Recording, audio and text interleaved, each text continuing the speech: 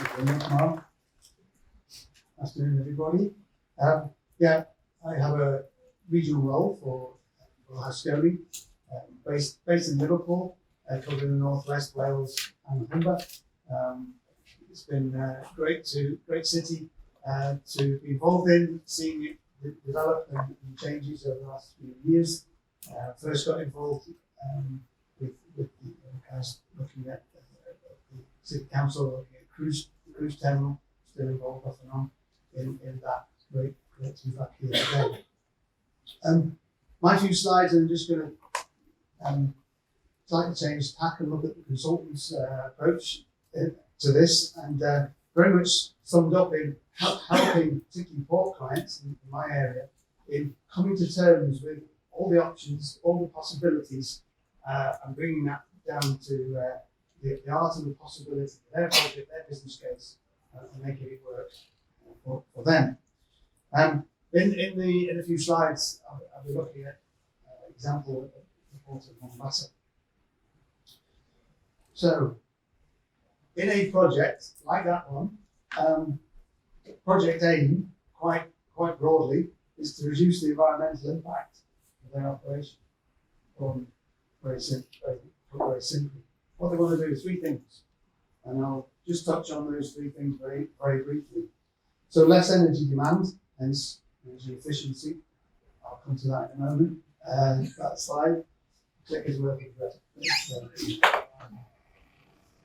Less pollution, and hence cleaner energy, and then generation of renewable energy.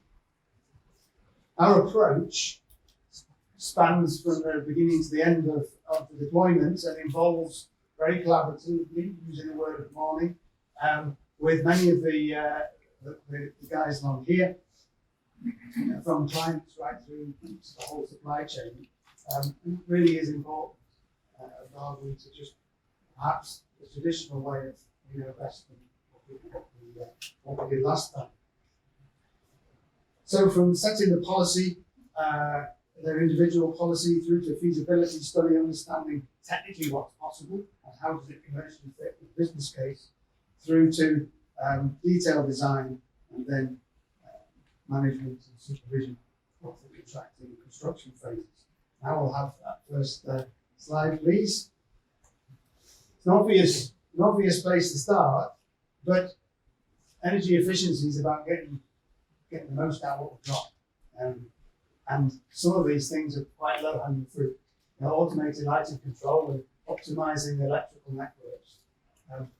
Good places and useful places to start. Our next slide. Cleaner energy sources.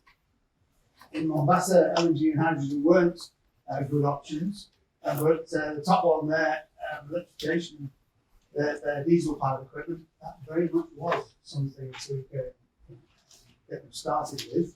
And if anybody following the media in this regard will see that shore power, looking at our learned friend over there, is definitely on their agenda. We'll have our next slide as we move through. It doesn't take a genius to realise that Mombasa solar was right at the top of the tree.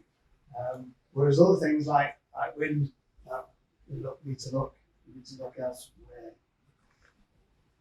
For the sake of time, just touch upon the fact, and we won't go into any detail, but need to balance the generation and the use of power, particularly where we're using renewable power, because renewable power isn't the most predictable. Definitely doesn't occur necessarily when you want it to, when you've got peak demand, and so issues like of storage and feedback need to be considered. I'm going to conclude. We're seeing a global trend of environmental awareness, driven partly by pressure from governments and local legislation and regulation, together with the realisation that economic benefits can be realised if you go down this route.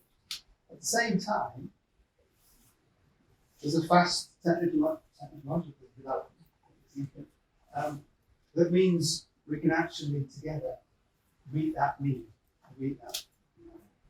Thank you very much.